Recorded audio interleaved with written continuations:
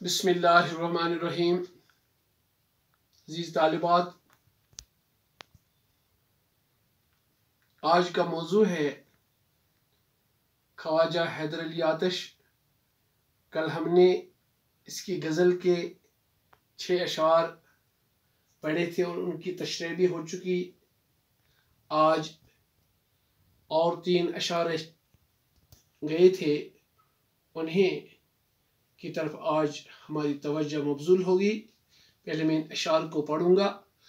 نہیں مٹتی ہے پتھر کی لکیر، احباب کہتے ہیں۔ نہیں مٹتی ہے پتھر کی لکیر، احباب کہتے ہیں۔ رہے گا پائی بت پر نقش اپنی جب سائی کا۔ دل اپنا آئینہ سے صاف عشق پاک رکھتا ہے۔ دل اپنا آئینہ سے صاف عشق پاک رکھتا ہے۔ تماشا دیکھتا ہے حسن اس میں خود نمائی کا۔ نہیں دیکھا ہے لیکن تجھ کو پہچانا ہے آتش نے۔ نہیں دیکھا ہے لیکن تجھ کو پہچانا ہے آتش نے۔ بجا ہے اے صنم جو تجھ کو ہے، جو تجھ کو دعویٰ ہے خدائی کا۔ بجا ہے اے صنم جو تجھ کو دعویٰ ہے خدائی کا۔ تو 7ویں اشعار جو ہے اس کی تشریح۔ نہیں مٹتی ہے پتھر کی لکیر، احباب کہتے ہیں۔ رہے گا پائے بت پر نقش اپنی جب سائی کا۔ شاعر خواجہ حیدر علی آتش اس شعر میں فرماتے ہیں کہ میں اپنے محبوب کے سامنے بہت عرصے سے سجدے کرتا رہا۔ اس کے پاؤں پر میرے ماتھے کا نشان بنا رہے گا۔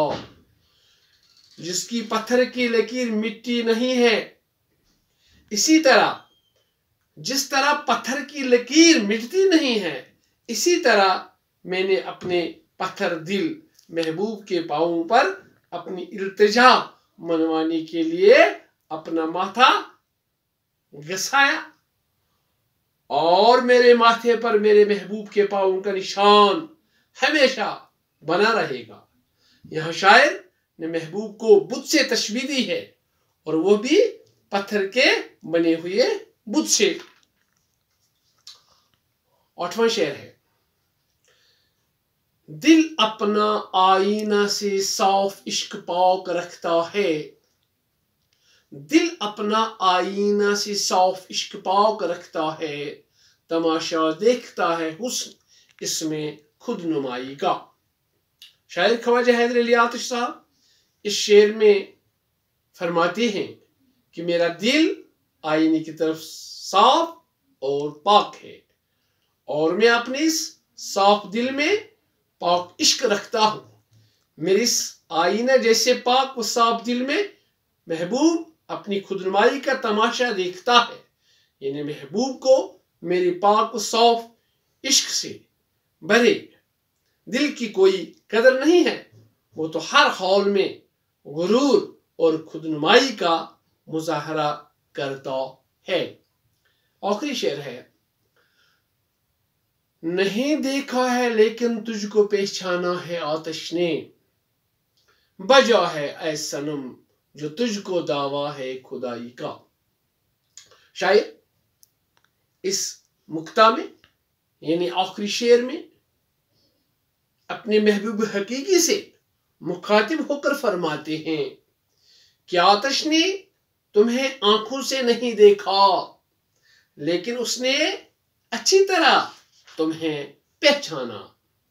تم میں جو خوبیاں اور خصوصیات ہیں انہیں دیکھ کر آتش اس بات کو تسلیم کرتے ہیں کہ محبوب حقیقی کا مالک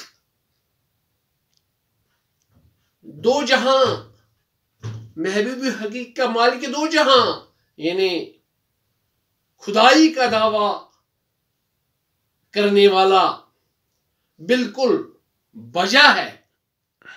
شاعر خواجہ حیدر علی آتش اس مقطع میں خدا کی خدائی کا اعتراف کرتا ہے کہ کائنات میں جتنے بھی چیزیں ہیں، کائنات میں جتنے بھی چیزیں ہیں ان کو غور سے देख कर उनका गौर से जायजा लेकर एक इंसान को खुद ब खुद ये तस्वर पैदा दिल में होता है कि वाकई इस कायनात का बनाने वाला मौजूद है। वो सिर्फ और सिर्फ रब कायनात है जिसने इस कायनात को तख्लीक किया है।